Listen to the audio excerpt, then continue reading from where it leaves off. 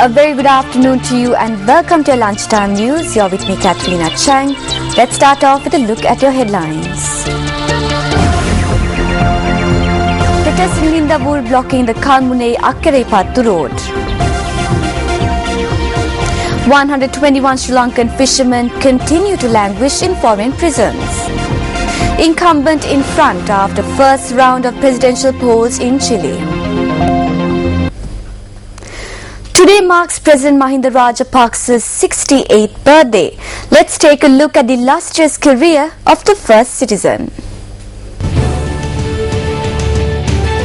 Born on the 18th of November 1945, Mahinda Rajapaksa was the second son of the late D.A. Rajapaksa and his wife. He received his primary education at Richmond College, Galle, and his secondary education at Nalanda College and Thurston College, Colombo, respectively.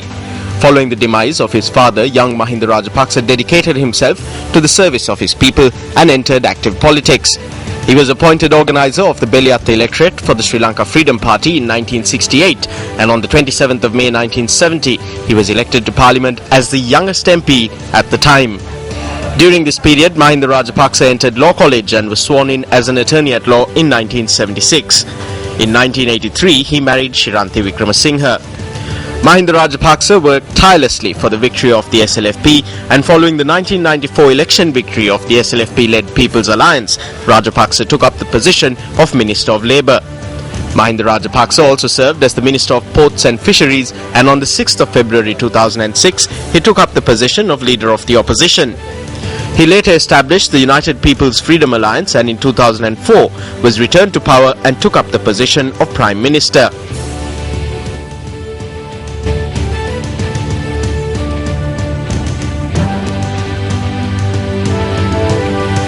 Mahinda Rajapaksa was the UPFA's presidential candidate at the 2005 presidential polls and celebrated his birthday that year as the 6th executive president of Sri Lanka.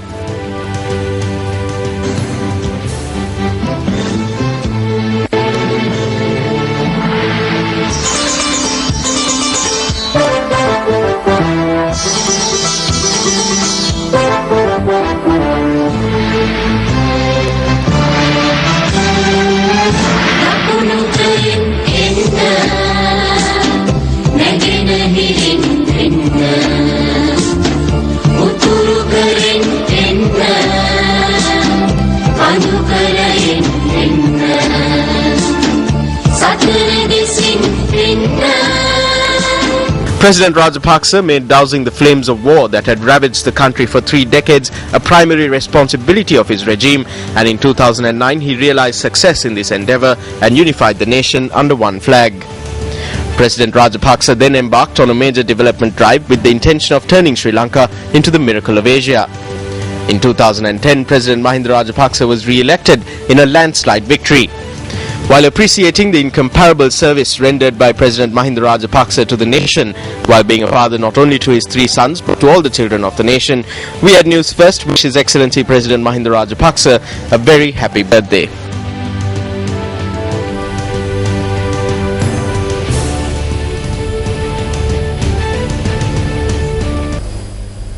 An almsgiving was held at the Abhayarama Vihare in Narayanpeta today in view of President Mahinda Rajapaksa's 68th birthday. President Mahinda Rajapaksa arrived at the Abhayarama Vihare in Narayanpeta at dawn today and participated in religious observances. Members of the Mahasangha, including the acting chief prelate of the Sri Samasri Dharma Mahasangha Council of Kotte, Dr. Venerable Ittapane Dhammalankara Thera, were present at the occasion.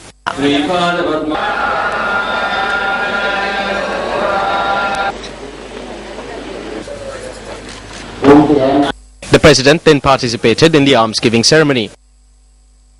This event was organized for the 5th consecutive year by the Chief Sanganayaka of the Western Province and Chief Incumbent of the Abhayarama Vihare, Venerable Muruttetwe Ananda Thera.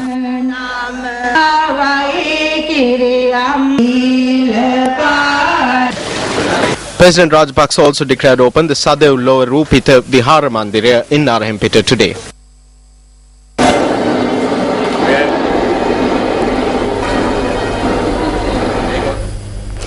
road in Mathura was named Sir Ponnambalam Ramanathan Mawatha yesterday.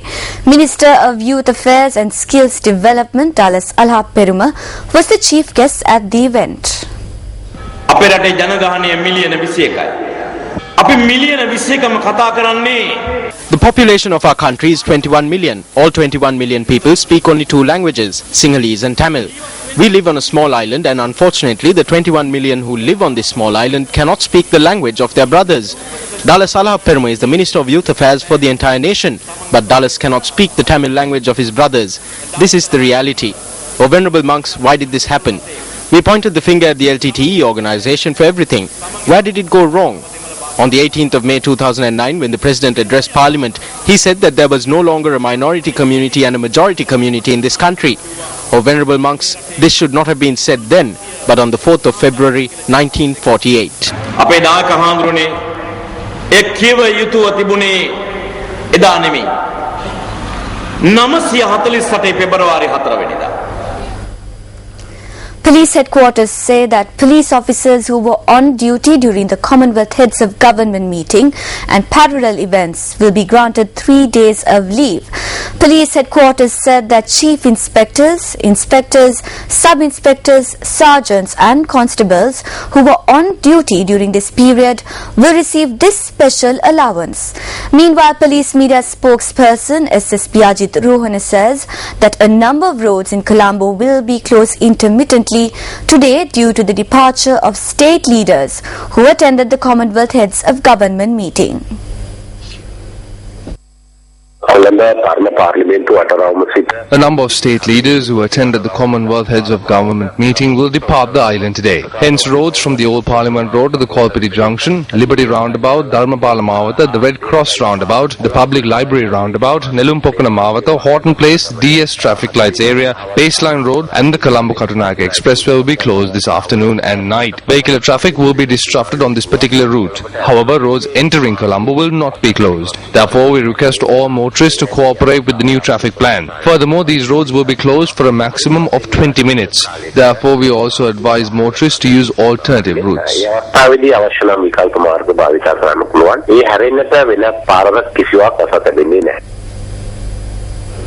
And we're taking a look at a headline making news. Residents of Nindavur in Ampara are staging a demonstration blocking the Kamune Akkare Pattu road.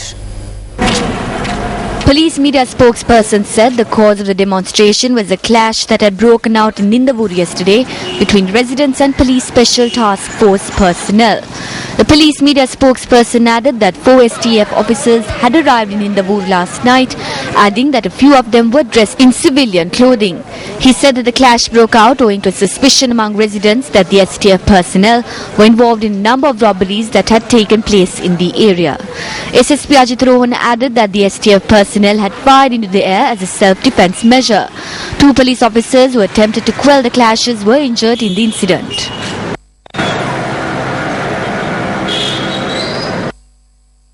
There had been a clash between the villagers and the STF officers because the villagers complained that 2 STF officers were in mufti, and the Samantura police was informed about the clash, and a special team from Samantura police has arrived at the scene. At that time, the special team of Samantura police was assaulted by the villagers. An inspector and a PC were injured in the incident, and they have been admitted to Samantura hospital. STF officers also fired at air in order to control the situation. However, after the incident, now the villagers are conducting a protest campaign by blocking the road from Karatiu to Akkarapattu. Vehicle movements have been restricted due to the protest campaign. Special inquiry in this regard is being conducted by Mr. V. Indran, DIG, Batiklo and Ampara district at the moment. The post-mortem examination has revealed that the police constable who was murdered in the Ulala Kamurupitiya was shot. Police media spokesperson SSP Ajit Rohana said that the post-mortem examination revealed that the constable had been shot in the head and was beaten with a club. The post-mortem examination also revealed that the constable's wife had been beaten to death with a club. 8 police teams have been deployed to apprehend the suspects in this case. The police say that the brutal double murder was carried out by a group that had broken into the constable's home at night the day before yesterday. The murderers had also assaulted the constable's 2-year-old son. The boy is currently in a critical condition and is being treated at the Karapitiya Teaching Hospital. The constable was attached to the Corruption Eradication Unit of the Matra Police Division. The 33-year-old and his 29-year-old wife had been murdered shortly after the constable had returned home from work. The Ministry of Fisheries and Aquatic Resource Development says that 121 Sri Lankan fishermen are currently languishing in detention abroad. The ministry says that 107 fishermen are being held in India, while 2 are being held in Mauritius and 12 in Myanmar. The Ministry of Fisheries notes that the fishermen were arrested along with 24 fishing vessels. 20 fishing vessels have been seized by the Indian authorities, while 2 vessels each are in the custody of officials in Myanmar and Mauritius. Talks are being held at state level with regards to the release of these fishermen and fishing vessels being held in overseas custody. Minister of Foreign Employment Promotion and Welfare Dylan Pereira says that certain individuals complain even about sport to the international community. The minister made these remarks at a volleyball tournament held in Kandy yesterday, where he was the chief guest. Parliamentarian Dilum Amunagama was also present at the occasion. ජාතික Olympic කමිටුවේ සභාපතිකම වෙන එක වළක්වන්න In order to prevent the securing of the chairmanship of the National Olympic Committee, certain persons who claim to love sport have complained to the international community. They are complaining about this to the international community just as people complained in Geneva against the war heroes who rescued our beloved motherland for us. The International Olympic Committee is now holding an inquiry into the Minister of Sports as to why he hasn't amended the 41 Sports Act. It is through this Sports Act that persons who complained to the international community came to hold their positions. හරහා තමයි ඔය ජාත්‍යන්තරයට කේලම් කියන අයත් තනතුරු වලට ආවේ. The finalists for the Miss France 2014 beauty pageant are currently on a tour of Sri Lanka.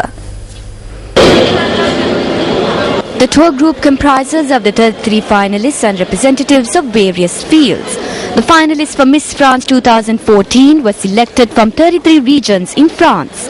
Miss France 2013 is also among the group that arrived in Sri Lanka yesterday.